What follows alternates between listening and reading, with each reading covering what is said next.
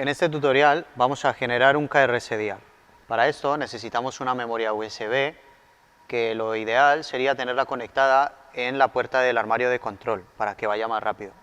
Si seguimos el menú principal, Archivo, Archivar, USB Armario y le damos a la opción KRS-Diag, nos saldrá un mensaje que nos indica que se ha iniciado la generación del KRS-Diag. Esto puede tardar un par de minutos. Una vez terminada, nos saldrá otro mensaje que nos indica que el KRS-Diag se ha ejecutado correctamente. En la memoria USB ahora tendremos un archivo .zip que es el KRS-Diag. Y esto es todo lo que necesitamos hacer para generar un KRS-Diag.